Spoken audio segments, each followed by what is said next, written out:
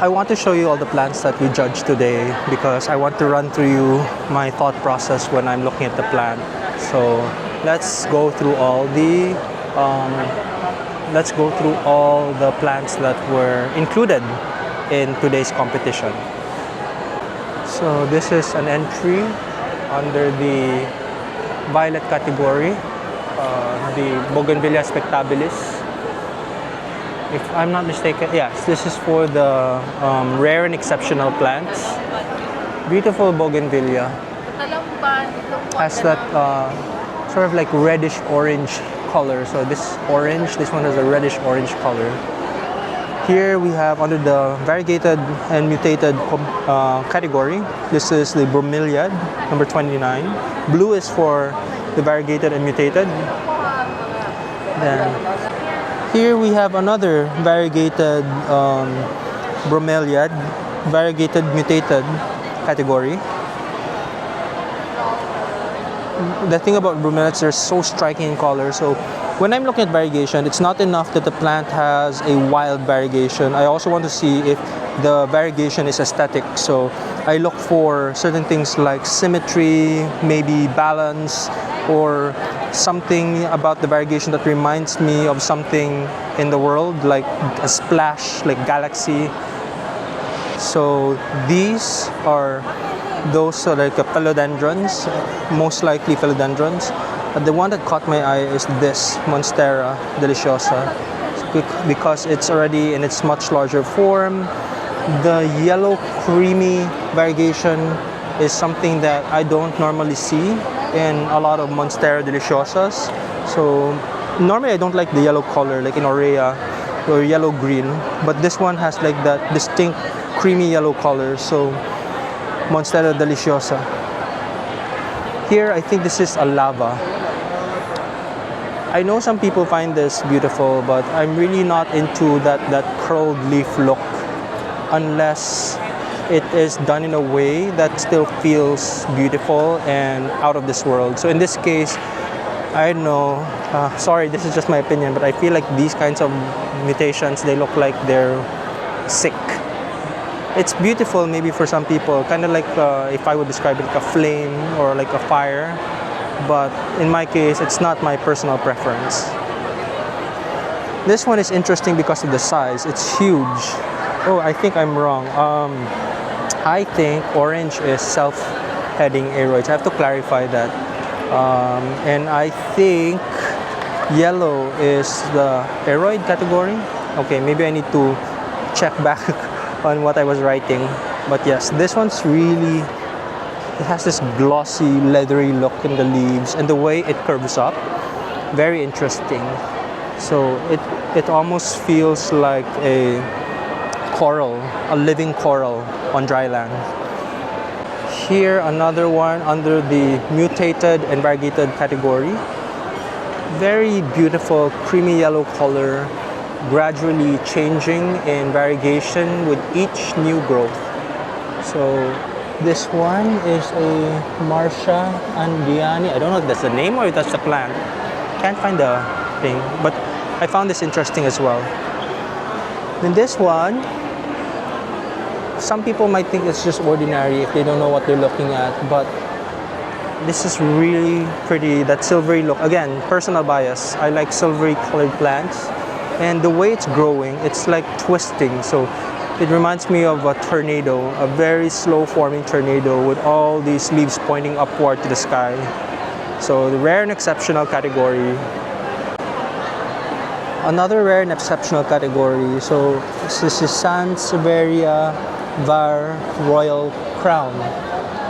So the Royal Crown, I think what's most interesting about this is that it's such a light colored plant, and when you have light colored plants, you don't have as much chlorophyll as you would with green plants. So the struggle to have to grow this and make sure that it doesn't wither or die off, it's really a challenge. So for me, aside from it being very rare, it's actually interesting that they got it to this size and a very healthy looking plant.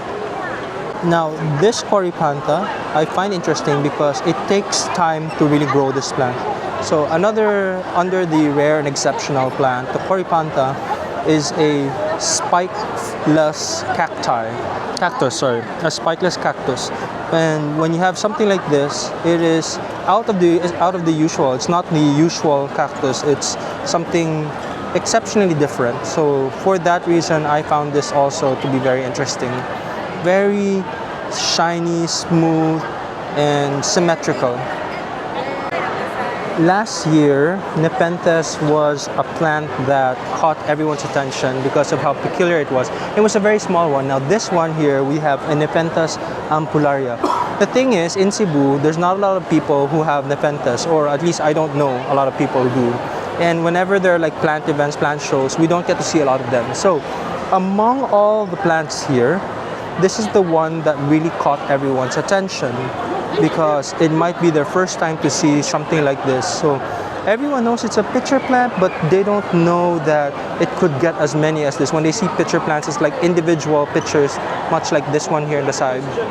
So that burgundy color, the maroon burgundy color, is something that caught people's attention. And of course, seeing the liquid inside, everyone's so curious to see it. So if you look at this, Nepenthes ampullaria, this is one of those plants that really gets people to stop and look. Now we have here another Nepenthes, the Nepenthes mirabilis. So the Nepenthes mirabilis is also a pitcher plant, but compared to the other one, this one is in its wild. It's not in normal form. That's why it's not in the variegated category. While this one, the Nepenthes mirabilis, is variegated. And last year, it was a variegated Nepenthes that won. So the Nepenthes mirabilis, beautiful pitcher plants, graceful looking, and of course, it appeals to the keepers who are very much into variegations. And here we have a very regal and dark look from the Vanda Indian incense. And I like how it's displayed because it's mounted in a pot, and then it has all its roots flowing down like a gown. I think that's fun, instead of just hanging it on a tall mount. Beautiful flowers. I've never seen orchids that look like this. Most of the orchids I see are like really brightly colored or pastel colored. And now we have,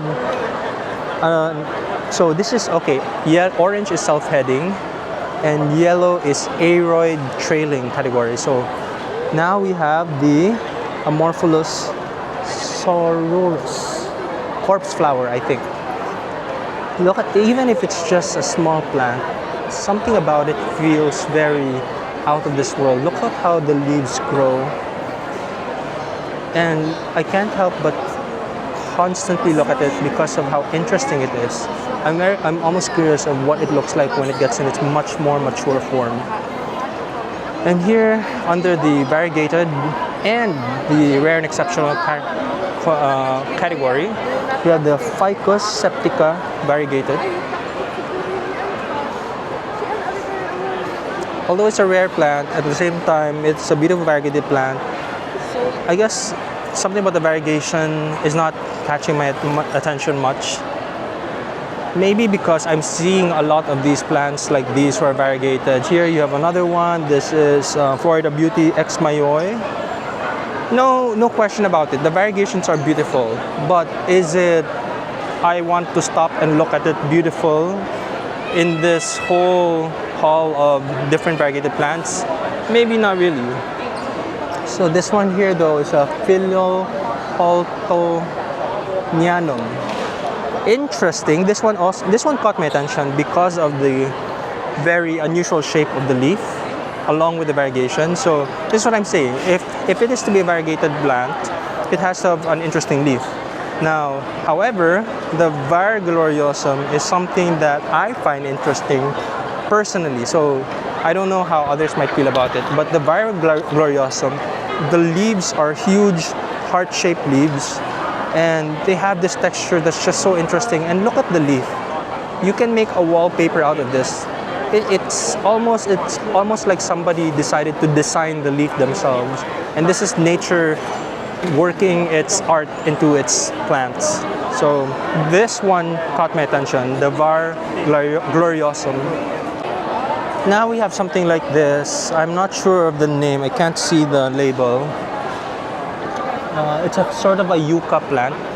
It's pretty, it's nice, but I guess I'm not so into plants that look like this. It kind of looks like a landscaping plant.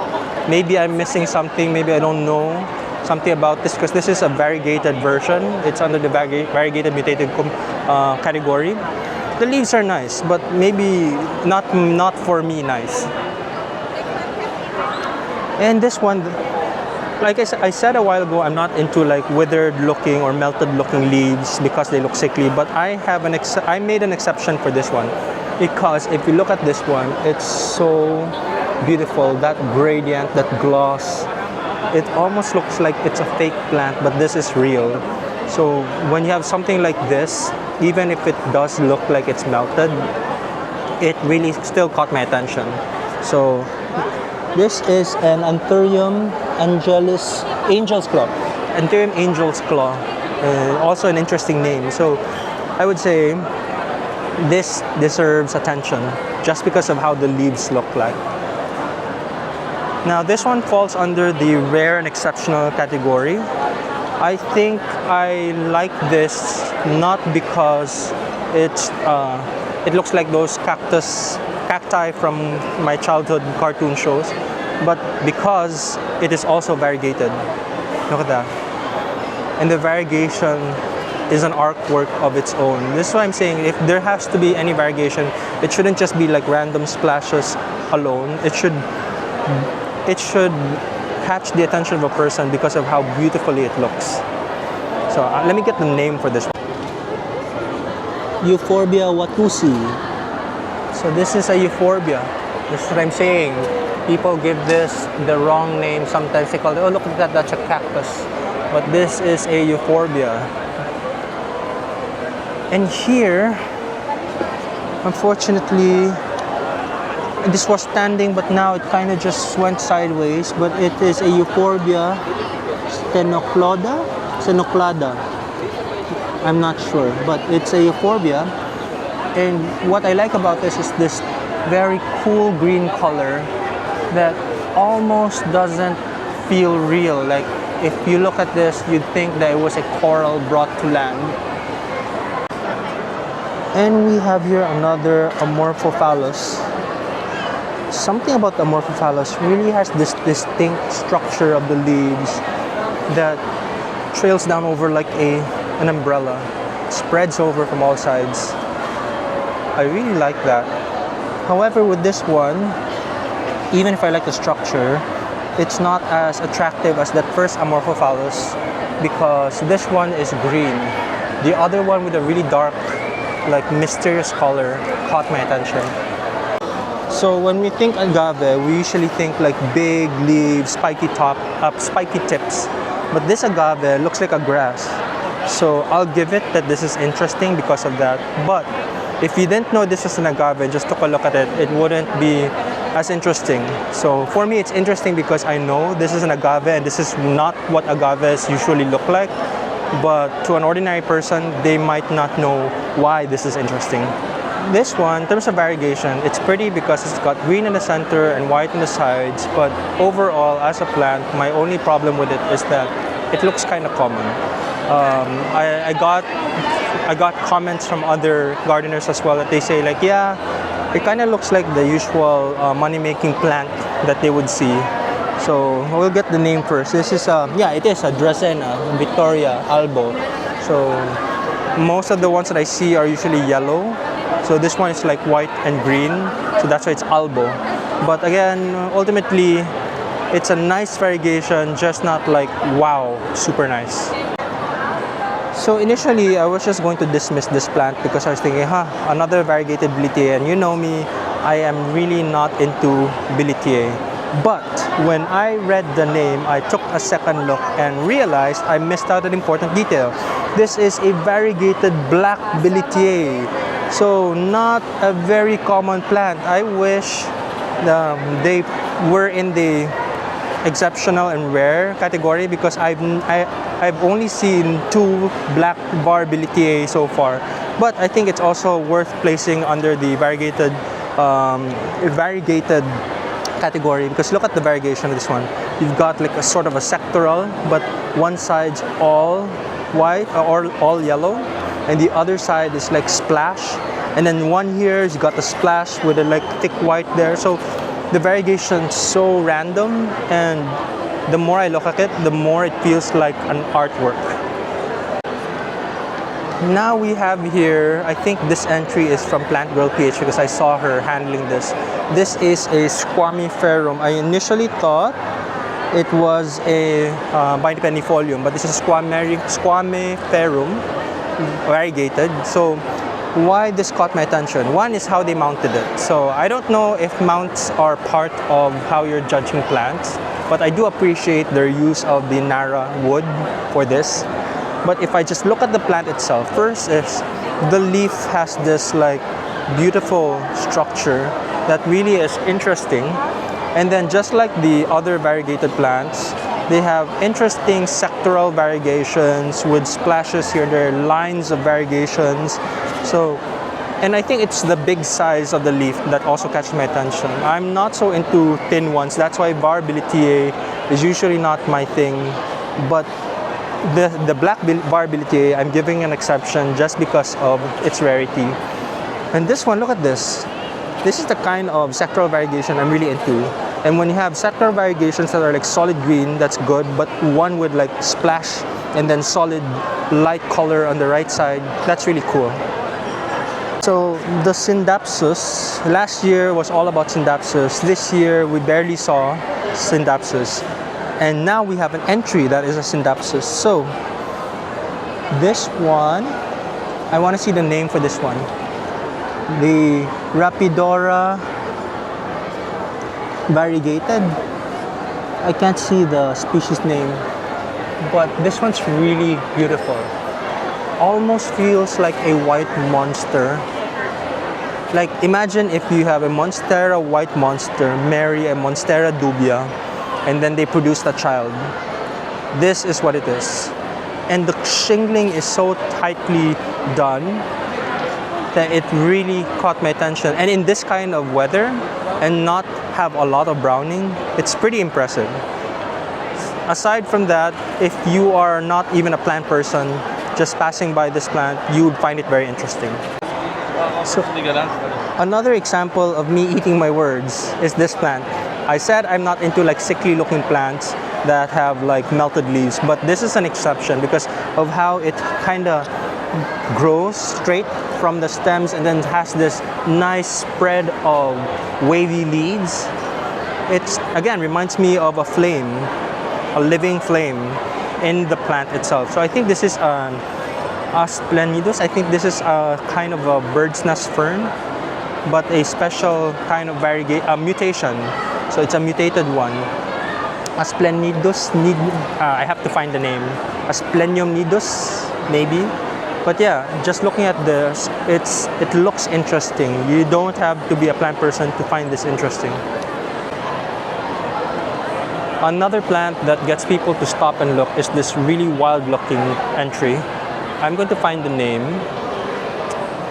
It is I have to go to the other side to find the name. It is a Grammatophylum speciosum. And this is in the variegated category.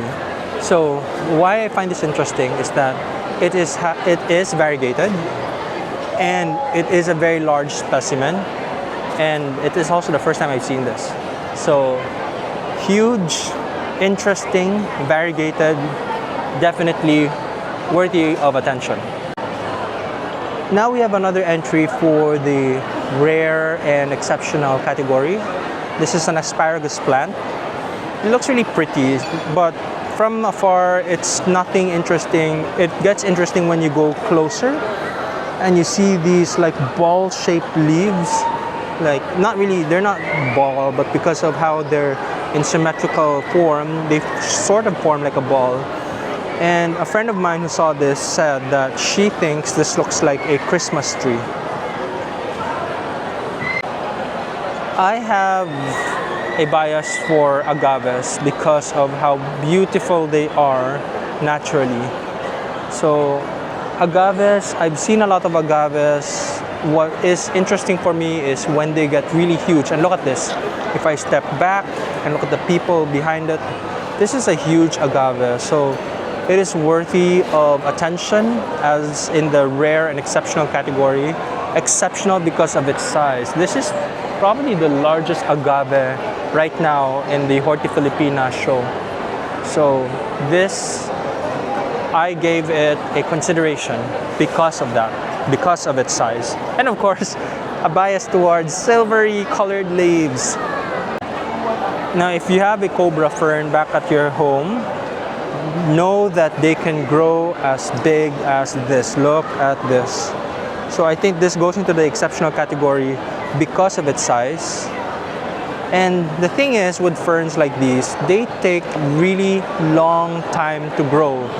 They need care, they need proper attention, and you have to have the patience to grow them this size. That's why when you buy these kinds of ferns at a smaller size, they're cheap. But by the time they get to this size, they will go for at least 5 digits in Philippine peso. Now we have this last entry here. It is also a kind of fern. I just want to see which one. Again, in the exceptional category, it's just a Singapore fern. My problem with this is that even if it is an exceptionally large fern, like look at it beside with all the other large plants, even if it is a large fern, it's not nicely displayed, I guess. I see some broken leaves.